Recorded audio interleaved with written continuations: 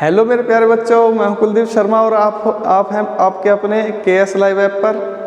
तो ये हमारी पहली क्लास है और फर्स्ट लेक्चर में हम डिस्कस करेंगे NCERT का सिलेबस, जो कि CBSE बोर्ड और जो भी अदर स्टेट बोर्ड्स हैं उसमें एप्लीकेबल है। और उसके बाद हम अपना चैप्टर वाइज सारा का सारा सिलेबस कंप्लीट करेंगे, जो भी 12th का केमिस्ट्री का सिलेबस है, ठीक। और जो भी किसी भी बोर्ड में, चाहे वो यूपी बोर्ड हो, चाहे CBSE बोर्ड हो, हरियाणा, MP, सब बोर्ड में बिल्कुल सेम यही सिलेबस है जिसमें भी NCERT लगी हुई है। तो ये पूरा का पूरा कोर्स सभी बच्चों के लिए है, तो कोई भी बच्चा इस कोर्स को देख सकता है, इस वीडियो को तो कोई भी बच्चा देखकर बेनिफिट ले सकता है, ठीक है। तो स्टार्ट करते हैं। सबसे पहले हम अपना सिलेबस और उसके बाद अपने चैप्टर्स को शुरू करेंगे। तो सबसे पहले देखते हैं हम अपना NCERT का सिलेबस बेटा। NCERT chemistry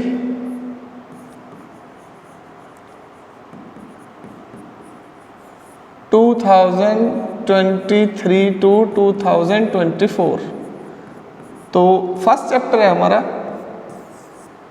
solution. This is the first chapter of NCERT text book. Second chapter है हमारा electrochemistry.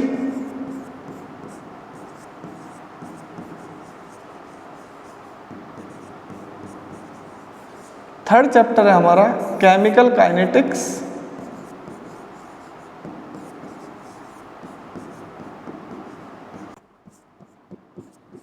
Fourth chapter is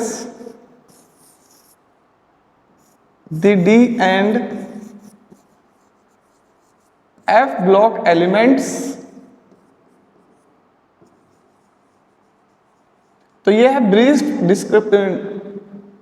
description of part first NCERT chemistry. Fifth chapter is coordination chemistry. Coordination chemistry. So first part में ये ही 5 chapter है हमारे। ये 5 chapter है part first में। इसी तरीके से पार्ट सेकंड में भी 5 चैप्टर्स हैं टोटल, पार्ट सेकंड। और ये है ऑर्गेनिक केमिस्ट्री की बुक। ऑर्गेनिक केमिस्ट्री कौन कौन से चैप्टर्स हैं ऑर्गेनिक केमिस्ट्री में? Number 6 haloalkanes and हेलोएरिन्स। Haloalkanes and हेलोएरिन्स। Number 7 alcohols, phenols and ethers। Number 8 aldehyde, ketones and carboxylic acids।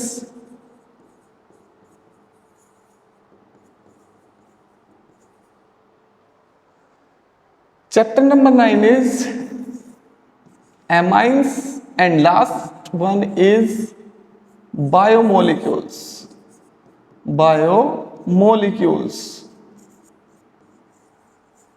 So these are the 10 chapters which are in your syllabus। So first 5 chapters are belong to the part first and second 5 chapters belongs to the part second। So weightage of these 5 chapters is 38 marks and weightage of these 5 chapters is 32 marks। So total 70 marks का आपका exam होगा plus 30 marks का आपका practical, तो 100 marks का आपका total chemistry का examination. तो अब 1 बाय 1 सीक्वेंस से हम सारे के सारे लेक्चर्स आपके बिल्कुल ऐसे ही लेंगे जैसे कि आपके चैप्टर्स लिखे हुए हैं। तो स्टार्ट करता हूँ मैं सॉल्यूशन से और फिनिश्ड करूँगा मैं बायोमोलिक्यूल्स पर। तो ये classes specially 12th class chemistry के लिए है और जो भी बच्चे 12th क्लास केमिस्ट्री के वो प्लीज़ वीडियो को शेयर करें, जो भी बच्चे यूट्यूब पर देख रहा हो, ठीक है। अब स्टार्ट करते हैं हम अपना chapter number 1 solution. So what is solution? तो सॉल्यूशन को समझने से पहले मैं आपको एक टॉपिक बताऊं, उसका नाम है मिक्सचर। क्योंकि सॉल्यूशन भी एक मिक्सचर है, लेकिन मिक्सचर होते हैं दो टाइप के, एक मिक्सचर होता है होमोजेनियस मिक्सचर और दूसरा मिक्सचर होता है बेटा हेट्रोजीनियस मिक्सचर। एक होता है होमोजेनियस मिक्सचर और दूसरा होता है heterogeneous mixture. So what is homogeneous mixture? So those mixtures which have uniform properties through out, जिनकी प्रॉपर्टी सेम हो through out. Heterogeneous mixture those mixtures which have different properties through out, जिनकी through out property same ना हो। अब homogeneous के example कौन कौन से हो जाएंगे? जैसे वाटर और NaCl। अगर वाटर में हम NaCl मिक्स कर देंगे तो थ्रू आउट बिल्कुल एक यूनिफॉर्म सॉल्यूशन बन जाएगा, यूनिफॉर्म मिक्सचर बन जाएगा। इसे बोलते हैं होमोजेनियस, मतलब एक जैसी प्रॉपर्टी वाला मिक्सचर। हेट्रोजीनियस, जैसे हम वाटर में ऑयल मिक्स कर देंगे तो वाटर में के ऊपर सरफेस पर ऑयल फ्लोट करेगा, उसमें यूनिफॉर्मली डिस्ट्रीब्यूशन नहीं होगा उसमें ऑयल पार्टिकल्स का। तो ऐसे मिक्सचर को जिसमें डिफरेंट डिफरेंट प्रॉपर्टीज हो अलग अलग पार्ट्स में, उसे बोलते हैं हम हेट्रोजीनियस मिक्सचर। तो ये वाला जो मिक्सचर है होमोजेनियस मिक्सचर, इसको बोलते हैं हम सॉल्यूशन। तो आ जाते हैं हम सॉल्यूशन क्या है। तो a solution is defined as, a solution is defined as the homogeneous mixture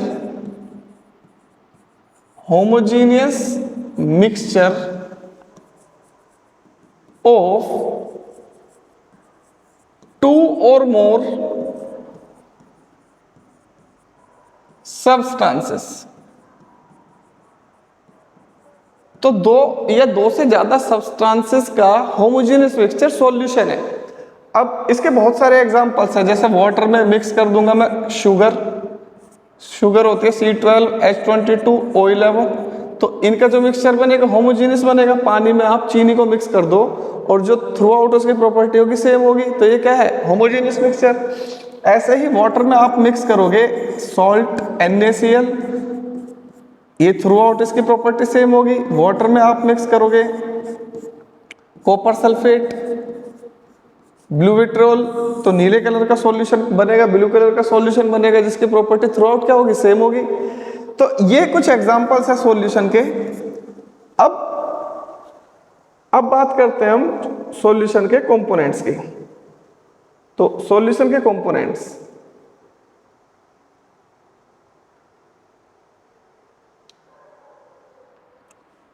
components of solution. तो सॉल्यूशन के कंपोनेंट्स कितने होते हैं? तो बेटा सॉल्यूशन के दो ही कंपोनेंट्स होते हैं, number 1 solvent and number 2 is solute. Number 1 is solvent and number 2 is solute. तो सॉल्वेंट कौन सा कंपोनेंट है? अब सपोज करो मेरे पास ये बीकर है और इस बीकर के अंदर वाटर फिल है पूरे में, इस बीकर में पूरे में क्या है? वाटर। अब वाटर है इसमें मेरे पास 1 किलोग्राम, 1 किलोग्राम मीन्स 1000 ग्राम। अब इसमें मैंने डाल दिया 1 ग्राम NaCl। तो अब आप इसको देखो, यहाँ पर NaCl 1 ग्राम है और यहाँ पर वाटर क्या है? 1000 ग्राम है। तो यहाँ पर ज़्यादा क्वांटिटी में एक है, दूसरा कम क्वांटिटी में। तो सॉल्वेंट वो होता है जिसमें एक ज़्यादा क्वांटिटी में हो और एक ज़्यादा क्वांटिटी में, और जो दूसरा बच्चा कम क्वांटिटी वाला उसे सोल्यूट बोलते हैं। तो solvent, so it is that component of solution, it is that component of solution which present in largest quantity by mass, largest quantity by mass। तो by mass अगर कोई सब्सटेंस ज्यादा है किसी भी सॉल्यूशन में उसे बोलेंगे हम सॉल्वेंट, और कोई स्मॉलर क्वांटिटी में है उसे बोलते हैं solute. So it is defined as, या it is that component, it is that component of solution which present in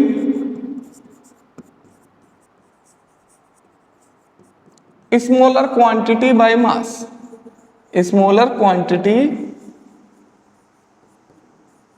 by mass, ये हो जाएगा हमारा सोल्यूट।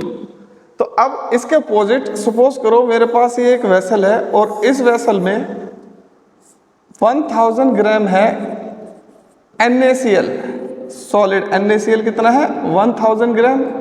अब इसमें मैंने डाल दिया 1 ग्राम वाटर, तो इस बार सॉल्वेंट हो जाएगा हमारा NaCl।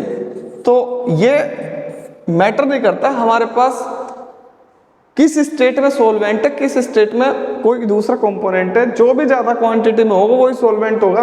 ऑल दो वाटर लिक्विड होता है, लेकिन ज़्यादातर ये बच्चे मान के चलते हैं कि वो जो ज़्यादा क्वांटिटी में होगा, जो लिक्विड होगा वही सॉल्वेंट होगा, बट ऐसा नहीं है बेटा।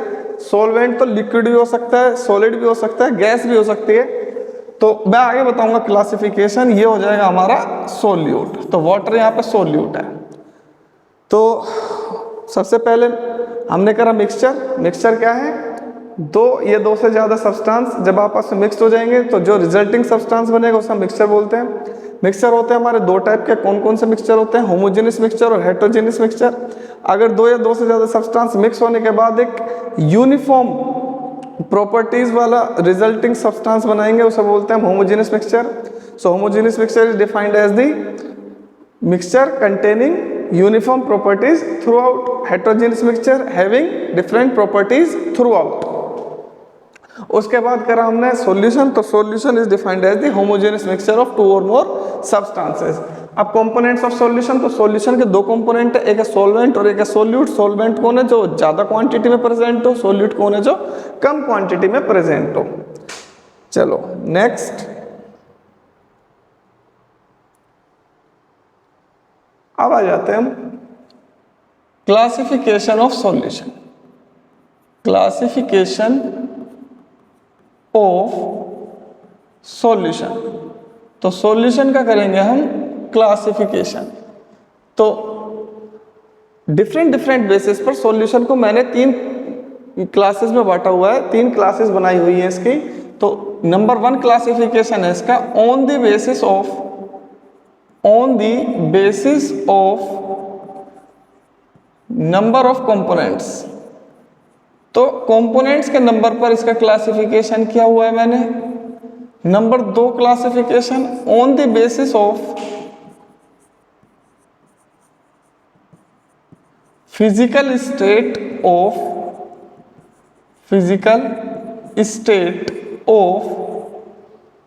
Solvent and solute.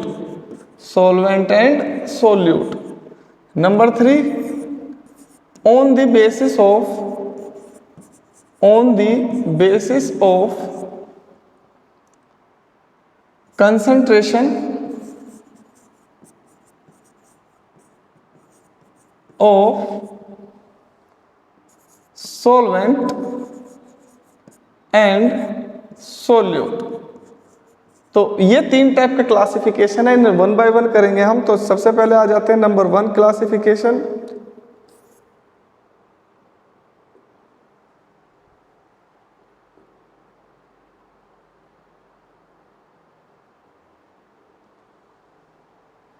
Classification number 1, classification based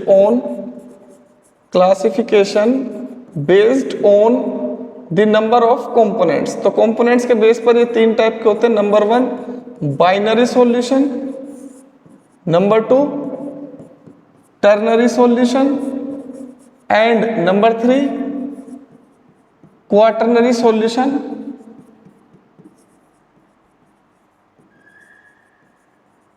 और इससे अबव जितने भी होते हैं उनको बोलते हैं पॉलिनरी सॉल्यूशन। तो बाइनरी सॉल्यूशन कौन सा सॉल्यूशन होता है, जिसमें 2 कंपोनेंट प्रेजेंट हो बस। So a solution having 2 components only, जिसमें केवल 2 ही कंपोनेंट्स हो, एक ही सॉल्वेंट और एक ही सोल्यूट हो, उसे बोलते हैं बाइनरी सॉल्यूशन। जैसे वाटर और NaCl, ये जो सॉल्यूशन बनेगा ये है बाइनरी सॉल्यूशन। तो बाइनरी सॉल्यूशन क्या है, ए सॉल्यूशन हैविंग 2 कंपोनेंट्स। बेटा साथ के साथ नोट्स बनाते रहो, जो भी मैं आपको बोल रहा हूँ साथ के साथ आप उस डेफिनेशन को नोट करते रहो साथ के साथ, ठीक है। और बाकी आपको ये जितने भी क्लासेस की पेजेस हैं ये सारे आपको ऐप पर मिल जाएंगे डाउनलोडेड, ठीक है। आप वहाँ से भी डाउनलोड कर सकते हैं, लेकिन जब आप खुद से बनाएंगे नोट्स तो वो ज़्यादा बेनिफिशियरी होता है, ठीक है। तो ternary solution, a solution having 3 components, तो वो सॉल्यूशन जिसके 3 कंपोनेंट्स हो। ए सॉल्यूशन हैविंग 3 कंपोनेंट्स, 3 कंपोनेंट्स।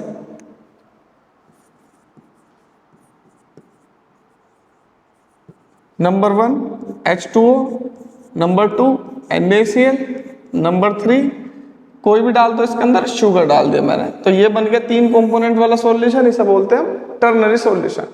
अब क्वाटरनरी सॉल्यूशन कौन सा सॉल्यूशन है जिसमें 4 कंपोनेंट्स हो, तो a solution having 4 components is called quaternary solution. कौन कौन है इसके अंदर, वाटर है, सॉल्ट है, शुगर है, अब इसमें डाल दो आप लेमन। अब जो ये सॉल्यूशन बना क्वाटरनरी सॉल्यूशन, शरबत बन गया, पी लो आप इसे, ठीक है। अब इसके ऊपर जितने भी कंपोनेंट्स आप ऐड करते चले जाओगे वो पॉलिनरी में आ जाएंगे, ठीक है। लेकिन अब हम मेनली जो फोकस करेंगे for easy understanding we shall discussed only binary solution.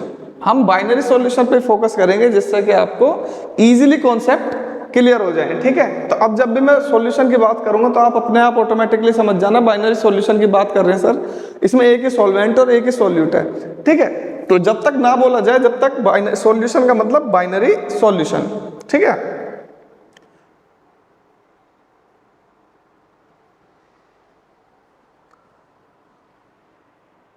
Classification number 2, classification on the basis of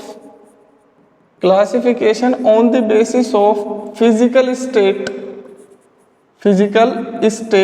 of solvent and solute।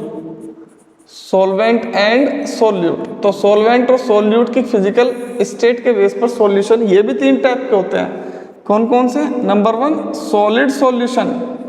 आप कहोगे कि सर सॉल्यूशन सॉलिड भी होते हैं, हाँ सॉल्यूशन सॉलिड भी होते हैं। अब तक आपने सोचा था कि सॉल्यूशन वही होते हैं जो लिक्विड हो, ऐसा नहीं है, लिक्विड सॉल्यूशन भी होते हैं। और अब आपको पता चलेगा कि गैसियस सॉल्यूशन भी होते हैं, यस गैसियस सॉल्यूशन। तो सॉल्यूशन होते हैं फिजिकल स्टेट के बेस पर 3 टाइप के, सॉलिड सॉल्यूशन, लिक्विड सॉल्यूशन और गैसियस सॉल्यूशन।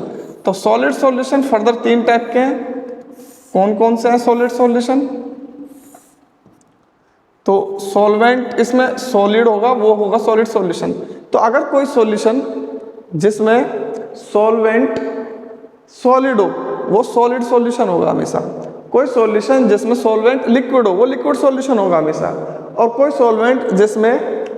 सॉल्यूशन जिसमें सॉल्वेंट गैस हो वो गैसेस सॉल्यूशन होगा। मतलब किसी भी सॉल्यूशन की फिजिकल स्टेट किस पे डिपेंड करती है, फिजिकल स्टेट डिपेंड करती है फिजिकल स्टेट ऑफ सॉल्वेंट पर। तो सॉल्वेंट जो ज्यादा क्वांटिटी में है उसकी फिजिकल स्टेट जो होगी, सॉल्यूशन की फिजिकल स्टेट भी वही होगी बेटा, ठीक है। तो सॉलिड सॉल्यूशन कौन होगा, जिसमें सॉल्वेंट कौन हो, सॉलिड हो, सॉल्वेंट इज सॉलिड।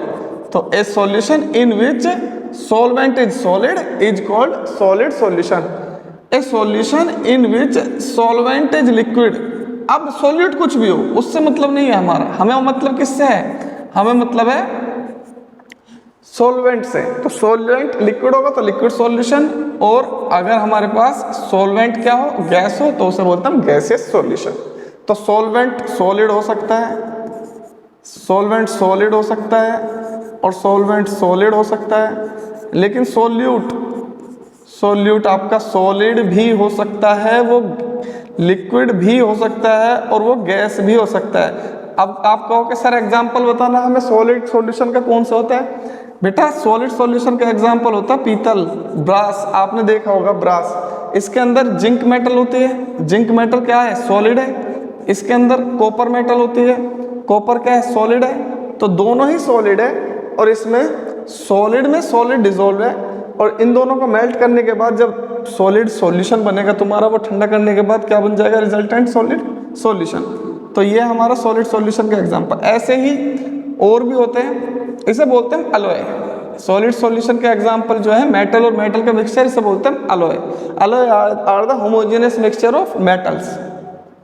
आपने देखा होगा मार्केट में जाते हैं हम गोल्ड खरीदने, गोल्ड की ज्वेलरी बनवाते हैं, उसमें गोल्ड में कॉपर मिक्स होता है, तो गोल्ड और कॉपर का होमोजेनियस मिक्सचर है वो।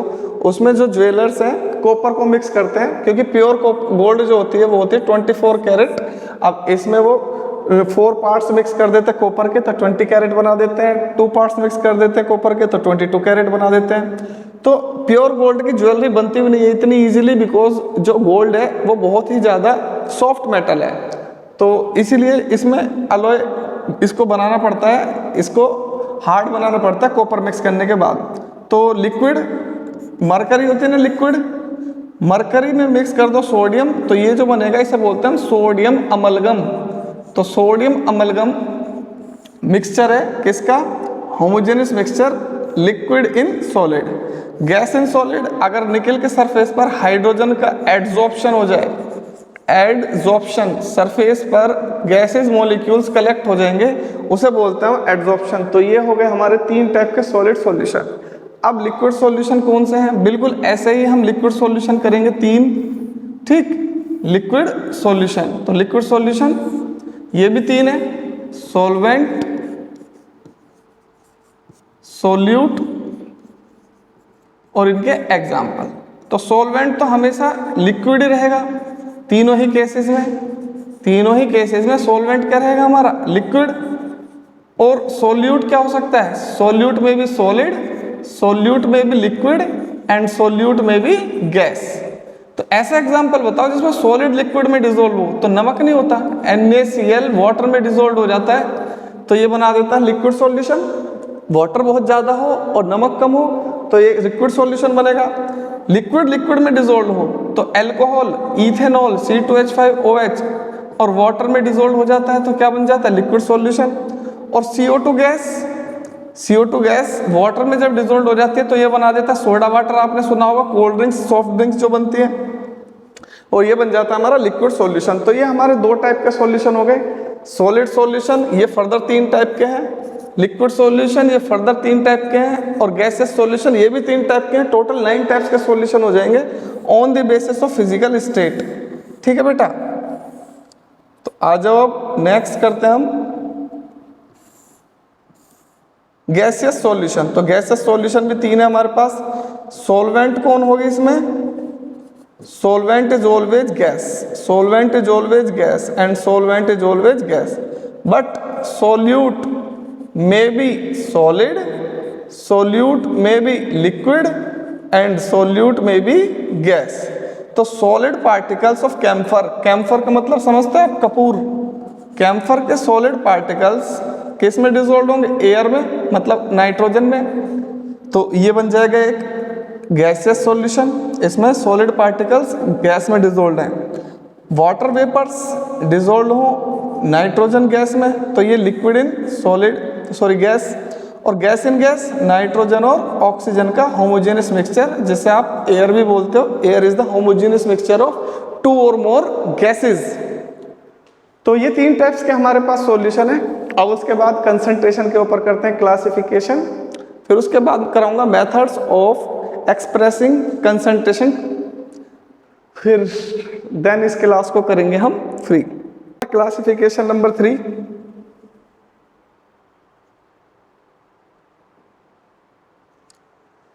क्लासिफिकेशन नंबर 3 करते हैं बेटा। क्लासिफिकेशन नंबर 3 है क्लासिफिकेशन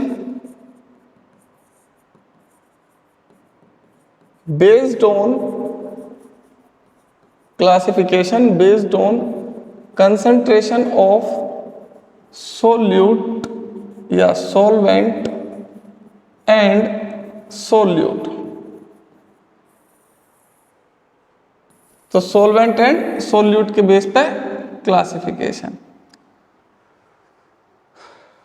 तो ये होते हैं बेटा टोटल 8 टाइप्स के। तो 1 बाय 1 लेते हैं। Number 1 dilute solution. तो डाइल्यूट सॉल्यूशन कौन सा होता है, तो डाइल्यूट सॉल्यूशन आपने देखा होगा लेबोरेटरी में, जब आप गए होगे तो किसी में रिएजेंट बोटल्स के ऊपर लिखा होता है डाइल्यूट H2SO4, किसी में रिएजेंट बोतल के ऊपर लिखा होता है कॉन्सेंट्रेटेड H2SO4, किसी में रिएजेंट बोतल के ऊपर लिखा होता है स्टैंडर्ड सॉल्यूशन ऑफ दिस। तो ये सारी चीज़ें हैं, इसमें हमें ये देखना है कि कितना सॉल्वेंट है कितना सॉल्यूट है। चलो वो बताता हूँ मैं डाइल्यूट सॉल्यूशन क्या है। So a solution in which the amount of solute is very small. और कैसे स्मॉल होगी? Relatively small. तो एक का दूसरे के रेस्पेक्ट में हम कंपैरिजन करेंगे तो उससे पता चलेगा कौन डाइल्यूट है और कौन कॉन्सेंट्रेटेड है। कॉन्सेंट्रेटेड सॉल्यूशन कौन है? A solution in which amount of solute is relatively large. तो सपोज करो मेरे पास एक सॉल्यूशन है बेटा, और इस सॉल्यूशन के अंदर 1 ग्राम NaCl है 1 लीटर सॉल्यूशन में, और एक दूसरा मेरे पास सॉल्यूशन है, इसके अंदर 1 लीटर सॉल्यूशन के अंदर 20 ग्राम NaCl है। तो इन दोनों को देखना, इसमें NaCl 1 ग्राम है और इसमें NaCl 20 ग्राम है। तो जिसमें सोल्यूट बहुत कम हो उसे बोलते हैं हम डाइल्यूट सॉल्यूशन, और जिसमें रिलेटिवली ज़्यादा हो उसे बोलते हैं हम कॉन्सेंट्रेटेड सॉल्यूशन। तो इन दोनों में जिसमें सोल्यूट ज़्यादा हो जाएगा उसे कॉन्सेंट्रेटेड सॉल्यूशन बोलेंगे, और जिसमें कम होगा उसे डाइल्यूट सॉल्यूशन बोलेंगे। ठीक है, उसके बाद आ जाते हैं नेक्स्ट नंबर 3, एक्वस सॉल्यूशन। तो एक्वस सॉल्यूशन कौन सा होता है? तो हमारे पास सॉल्वेंट जरूरी कोई ना है कि वाटर ही हो, सॉल्वेंट तो गैस भी हो सकती है, ठीक है, सॉल्वेंट तो हमारी कोई मेटल भी हो सकती है, लेकिन जिसमें हमारे पास सॉल्वेंट सिर्फ वाटर हो तो उसे हम एक्वस सॉल्यूशन बोलते हैं। तो एक्वस सॉल्यूशन क्या है? A solution in which solvent is water, जिसमें सॉल्वेंट वाटर हो वो एक्वस सॉल्यूशन है। जैसे मेरे पास ये बीकर है और इस बीकर में पूरे में फिल है वाटर, और इस वाटर में या इसमें है हमारे पास 1 किलोग्राम वाटर, और इसमें मैंने मिक्स कर दिया 1 ग्राम शुगर। तो अब ये है aqueous solution of sugar. Aqueous solution उसे बोलते हैं जिसमें वाटर में कोई सॉल्यूट डिसॉल्व हो। ठीक है, उसके बाद नंबर 4 पे आ जाते हैं, अनसैचुरेटेड सॉल्यूशन। तो अनसैचुरेटेड सॉल्यूशन कौन सा होता है? जिसमें और सॉल्यूट डिसॉल्व हो सकता हो किसी भी पर्टिकुलर टेम्परेचर पर, ठीक है, और अगर गैस का सॉल्यूशन हो तो उसमें प्रेशर भी, क्योंकि सॉलिड सॉल्यूशन में डिसॉल्यूशन प्रेशर पे डिपेंड नहीं करता लेकिन गैस में डिपेंड करता है। वो हेनरी लॉ आगे आएगा, मैं उसमें बताऊंगा आपको। तो अनसैचुरेटेड सॉल्यूशन कौन सा होता है? A solution in which more solute can dissolve. A solution in which more amount of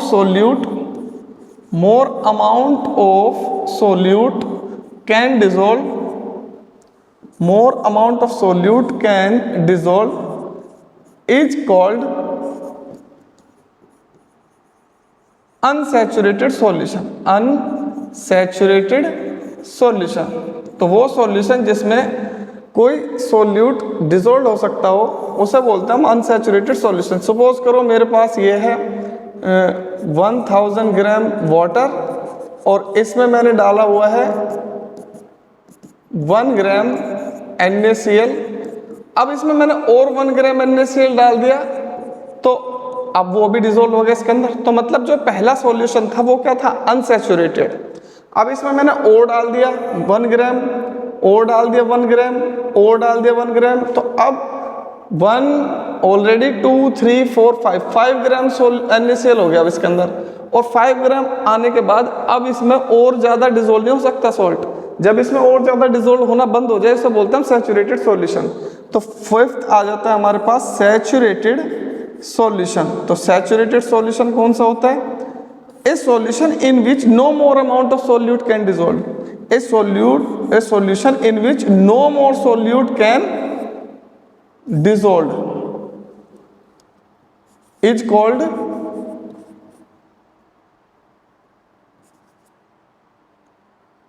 saturated solution, is called saturated solution. अब इसके बाद आ जाता है super saturated solution, super saturated solution. अब सपोज करो मैंने आपको बताया था 5 ग्राम पर आकर उसमें सैचुरेशन आ गया, अब और सॉलिड डिसोल्व नहीं हो सकता, फिर भी आपने इसमें जबरदस्ती 1 ग्राम और डाल दिया, लेकिन अब वो 1 ग्राम नीचे सेटल डाउन हो जाएगा यहाँ पर। तो जो 1 ग्राम अब नीचे सेटल डाउन हो गया और जितना इसमें मैक्सिमम डिसोल्व होना था, जो इसकी सोल्यूबिलिटी थी, उससे भी ज़्यादा आपने इसमें सोल्यूट डाल दिया, ठीक है। अब इस सॉल्यूशन को आप बोलोगे super saturated solution. So amount of solute is larger than saturated solution. तो mass of solute saturated solution से ज्यादा हो, उसे बोलते हैं सुपर सैचुरेटेड सॉल्यूशन। अब उसके बाद आ जाते हैं स्टैंडर्ड सॉल्यूशन। स्टैंडर्ड सॉल्यूशन, तो स्टैंडर्ड सॉल्यूशन कौन सा होता है? जिसमें आपको ये पता हो कितने हमारे पास वाटर है और कितना हमारे पास उसके अंदर शुगर है, मतलब कितना सोलवेंट है कितना सोल्यूट है। अगर हमारे पास इन दोनों की बात पता हो कि कितने मोल्स हमारे पास सोल्यूट के हैं, कितने मोल्स हमारे पास सोलवेंट के हैं, तो ये हमारे पास standard solution. So a solution in which amount of solvent और सोल्यूट इज नोन, या a solution in which concentration is known is called standard solution. तो आप कभी लैब में गए हो, तो लैब में जाने के बाद आपने देखा होगा किसी रिएजेंट बोतल पर, आप बोतल को देखना ध्यान से, ठीक है। तो रिएजेंट बोतल को जब आप देखोगे ना, तो उस पर लिखा होता है M/20 NaOH। तो इसका क्या मतलब है? इसका मतलब यह है कि यहाँ पर NaOH की कंसंट्रेशन हमें पता है कि कितना वॉल्यूम सॉल्यूशन का है और कितना इसमें NaOH डिसॉल्व्ड है, ठीक है। तो इसका मतलब होता है 0.05 m, मतलब 0.05 moles of NaOH dissolved in 1 litre volume of the solution. ये है इसकी कंसंट्रेशन। इसको मैं बाद में बताऊंगा, बस अभी ये समझ लो किसी के ऊपर अगर m लिखा हो, स्मॉल m लिखा हो, ग्राम पर लीटर लिखा हो, तो ये सारी टर्म्स होते हैं, या परसेंटेज बाय मास लिखा हो, परसेंटेज बाय वॉल्यूम लिखा हो, ये सारे टर्म्स होते हैं जिससे हमें ये पता चल जाएगा कि कौन सॉल्वेंट कितना है, कौन सॉल्यूट कितना है।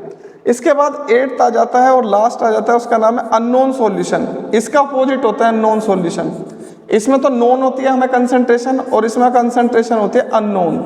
So a solution which concentration is unknown is called unknown solution. अब कोई बोतल है और आप लैब में उस पर कुछ नहीं लिखा हुआ कि कौन सा रिएजेंट है, कितना रिएजेंट है, आपको कुछ नहीं पता उसके बारे में। जब आपको कुछ नहीं पता, कोई नॉलेज नहीं है उस सॉल्यूशन के बारे में, तो ऐसे सॉल्यूशन को बोलते हैं हम अननोन सॉल्यूशन, ठीक है। तो ये है हमारा अब तक का सॉल्यूशन का इंट्रोडक्शन और सॉल्यूशन का क्लासिफिकेशन। तो मेरी सभी बच्चों से रिक्वेस्ट है, बेटा प्लीज़ वीडियो को ज़्यादा से ज़्यादा शेयर करो। आपके सर आपके लिए इतनी मेहनत कर रहे हैं, आपका भी फर्ज बनता है कि अपने सर को सपोर्ट करो, क्योंकि आप ही सब कुछ हो हमारे लिए। आपके बिना तो कुछ भी नहीं है, अब तक जो भी कुछ है सब आपसे है, ठीक है। तो कुलदीप सर की आपसे रिक्वेस्ट है, वीडियो को ज़्यादा से ज़्यादा शेयर करो और हमें सपोर्ट करो, ठीक है। तो एक बार रिवाइज कर देता हूँ मैं। सबसे पहले सॉल्यूशन क्या है? तो सॉल्यूशन एक मिक्सचर है। कैसा मिक्सचर है? होमोजेनियस मिक्सचर है, 2 या 2 से ज़्यादा सब्सटेंसेस का। सॉल्यूशन के कंपोनेंट्स कितने होते हैं? सॉल्यूशन के 2 कंपोनेंट्स होते हैं। एक कंपोनेंट का नाम है सॉल्वेंट, दूसरे कंपोनेंट का नाम है सोल्यूट। सॉल्वेंट कौन सा कंपोनेंट है? सॉल्वेंट वो कंपोनेंट है जो ज़्यादा क्वांटिटी में प्रेजेंट हो सॉल्यूशन के अंदर, और सोल्यूट कौन सा है? जो कम क्वांटिटी में प्रेजेंट हो सॉल्यूशन के अंदर, ठीक है बेटा। उसके बाद आ जाता है क्लासिफिकेशन। तो क्लासिफिकेशन मैंने 3 टाइप के बताए थे आपको। तो क्लासिफिकेशन नंबर ऑफ कंपोनेंट्स के बेस पर, number on the basis of physical state, और उसके बाद बताया था मैंने classification on the basis of concentration. तो सबसे पहले बताया था मैंने classification on the basis of number of components. तो कंपोनेंट्स के नंबर के बेसिस पे मैंने 3 टाइप के बताए थे आपको। Number 1 binary solution, number 2 ternary solution, number 3 quaternary solution. So binary solution is a solution containing 2 components only, ternary solution is a solution containing 3 components and quaternary solution is a solution containing 4 components। तो उसके बाद आ जाते हैं physical classification, physical state की classification. तो ये 3 type के solution है, solid solution, liquid solution, gas solution. Solid solution further 3 type के हैं, सॉलिड इन सॉलिड, लिक्विड इन सॉलिड, गैस इन सॉलिड। और सॉलिड लिक्विड सॉल्यूशन ये भी 3 टाइप के हैं, solid in liquid, liquid in liquid, gas in liquid. और gases solution ये भी 3 टाइप के हैं, solid in gas, liquid in gas and gas in gas. तो कोई भी सब्सटेंस, कोई भी सॉल्यूशन सॉलिड क्यों होगा, लिक्विड क्यों होगा और गैसेस क्यों होगा, ये किस पे डिपेंड करता है? ये डिपेंड करता है फिजिकल स्टेट ऑफ सॉल्वेंट। तो जैसा फिजिकल स्टेट होगा सॉल्वेंट का वैसा ही फिजिकल स्टेट होगा सॉल्यूशन का। तो एक एग्जांपल मुझे आप बताओ जिसमें सॉल्वेंट सॉलिड हो और सोल्यूट लिक्विड हो। सॉल्वेंट सॉलिड हो और सोल्यूट लिक्विड हो, बताओ ऐसा एग्जांपल। तो ऐसा एग्जांपल मैंने लिखवाया था अभी आपको, अमलगम। सोडियम मेटल के अंदर मरकरी को मैं मिक्स करूंगा तो वो बन जाएगा एक अमलगम। तो ये एक इसका एग्जांपल है, क्वेश्चन ऐसा आता है एग्जाम में, ठीक है। तो उसके बाद मैंने बताया था classification on the basis of concentration, 8 type के बताए थे। Number 1 dilute solution, concentrated solution, unsaturated solution और supersaturated saturated solution, super saturated solution. और उसके बाद aqueous solution, standard solution and unknown solution. तो dilute solution is a solution in which the amount of solute is relatively very small, and concentrated solution a solution in which the amount of solute is relatively larger than the dilute solution, that is high। उसके बाद आ जाता है number 3 aqueous solution is a solution in which the solvent is water। उसके बाद आ जाते हैं unsaturated solution, a solution in which more amount of solute can dissolve। उसके बाद आ जाते हैं saturated solution, a solution in which no more amount of solute can dissolve। उसके बाद आ जाते हैं super saturated solution, a solution in which the amount of solute is greater than the saturated solution। और उसके बाद आ जाते हैं हम standard solution, a solution in which the amount of solute and solvent is known। and last one is unknown solution। तो unknown solution is a solution in which the amount of solvent and solute is unknown। तो ये है हमारा solution और solution का classification. उसके बाद मैं इसके बताऊंगा यूजेस के कहाँ कहाँ इसका यूज होता है, उसके बाद कंसंट्रेशन टर्म्स बताऊंगा, ठीक है। एक बार इसका स्क्रीनशॉट ले लो या नोट कर लो बेटा। चलो एक बार शॉर्ट में दोबारा से एक बार रिवाइज करा देता हूं, ठीक है। तो देखो बेटा सॉल्यूशन देखने में कुछ ऐसा होता है हमारा, ये हमारा सॉल्यूशन है। देखो यूनिफॉर्म है थ्रू आउट, येलो कलर का थ्रू आउट, ग्रीन कलर का थ्रू आउट, ब्लू है, ऐसा तो नहीं है नीचे से व्हाइट है ऊपर से ब्लू है बीच में से रेड है। जिसका कलर अलग अलग होता है ऊपर नीचे से वो अलग अलग सॉल्यूशन वो हेट्रोजीनियस होते हैं। ये देखो होमोजीनियस है, पूरा एक जैसा है, ये होमोजीनियस है। तो ये सारे सॉल्यूशन के एग्जाम्पल है, बना रखा है ये हमने लेबोरेटरी में, ठीक है। उसके बाद आ जाते हैं हम सॉल्यूशन क्या है। तो a solution is a homogeneous mixture. तो एक सॉल्यूशन होमोजेनियस मिक्सचर है किसका? कंपोज्ड ऑफ 2 और मोर सब्सटेंसेस। उसके बाद आ जाते हैं हम सॉल्यूशन किस किन चीजों से मिलकर बना है। A solution is made up of solvent and solute. 2 चीजें होती हैं, एक बहुत ज्यादा और एक कम। तो जो ज्यादा होता है वो सॉल्वेंट, जो कम होता है वो होता है सॉल्यूट। तो larger amount in A solution is solvent, lesser amount in solution is solute. उसके बाद आ जाते हैं हम टाइप्स ऑफ सॉल्यूशन। तो ये 3 टाइप के मैंने अभी बताए थे, solid solution, liquid solution, gases solution. तो सॉलिड सॉल्यूशन में सॉलिड सॉल्वेंट और सॉलिड लिक्विड सॉल्यूट। तो सॉलिड इन सॉलिड, इसका एग्जांपल कॉपर और गोल्ड। लिक्विड इन सॉलिड, इसका example amalgam, mercury, liquid in sodium. Gas in solid, तो adsorption of hydrogen gas at palladium surface. Liquid solution में solid in liquid, glucose dissolve कर देंगे वाटर में, ये सॉलिड है और ये लिक्विड है। लिक्विड इन लिक्विड, इथेनॉल भी लिक्विड है और वाटर भी लिक्विड है। Gas in liquid, oxygen gas water में डिसॉल्व होगी, ये गैस है और ये लिक्विड है। गैसियस सॉल्यूशन, तो सॉलिड इन गैस, कैम्फर, कपूर, ये सॉलिड पार्टिकल्स नाइट्रोजन गैस में डिसॉल्व हो जाएंगे uniformly. Liquid in gas, chloroform की वेपर्स, क्लोरोफॉर्म लिक्विड फॉर्म में होता है तो क्लोरोफॉर्म की वेपर्स नाइट्रोजन गैस में डिसॉल्व हो जाएंगी। गैस इन गैस, तो बहुत सारे हैं, ऑक्सीजन गैस, नाइट्रोजन गैस का मिक्सचर। तो ये हमारा अब तक टोटल सॉल्यूशन, और इसे और देख लेते हैं एक बार। सैचुरेटेड सॉल्यूशन कौन सा होता है? A solution in which no more solute can dissolve at constant temperature. अब देख लो यहाँ पर ये सैचुरेट हो गया, मैक्सिमम 36 ग्राम इसमें डिजोल्व होना था, हो गया। अब 36 ग्राम से कम पर ये होगा unsaturated solution, so has less than the maximum amount that can be dissolve. तो ये इसमें देखो 4 ग्राम है, 30 ग्राम है, इसमें 4 ग्राम है, सॉरी 100 ml है, 36 ग्राम इसके अंदर डिजोल्व है, इसमें 30 ग्राम डिजोल्व है, तो इसमें 6 ग्राम और आ सकता है ना, इसमें मैक्सिमम आ गया, तो इसमें 4 ग्राम और आ सकता है, तो ये अनसैचुरेटेड है जिसमें कम अमाउंट, और ये सैचुरेटेड है। ठीक, अब उसके बाद आ जाते हैं हम सैचुरेटेड सॉल्यूशन बता ही दिया। Super saturated solution is a solution that contains more dissolved solute than saturated. Saturated से ज्यादा उसके अंदर अगर सोल्यूट हो तो उसे बोलते हैं हम सुपर सैचुरेटेड सॉल्यूशन। तो बेटा यहाँ हमारा क्लासिफिकेशन फिनिश्ड हुआ सॉल्यूशन का। नेक्स्ट क्लास में आपको वीडियो मिलेगी methods for expressing concentration terms, और बहुत ही लाजवाब वीडियो होने वाली है, और उस वीडियो को बहुत ज़्यादा अच्छे से आप लाइव भी देख सकते हैं ऐप पर। और जब तक आपको YouTube पर मिलेगी, प्लीज़ वीडियो को शेयर ज़रूर करें एक दूसरे के साथ, और चैनल को सब्सक्राइब करें। आपका सपोर्ट सब कुछ है। और एक्चुअली में टीम के साथ आज पूरी की पूरी इंट्रोडक्शन होनी थी आपके साथ, लेकिन मौसम ख़राब होने की वजह से मुझे अकेले को क्लास लेनी पड़ी है। ठीक, तो नेक्स्ट क्लास आपको फिजिक्स, केमिस्ट्री, मैथ्स, बायोलॉजी इन सब की 1 by 1 मिलनी स्टार्ट हो जाएगी बहुत जल्दी। तो अभी मैंने क्लास स्टार्ट कर दी है, तो आप सपोर्ट कीजिए। तो thank you so much to all of you, God bless you all, thank you बेटा।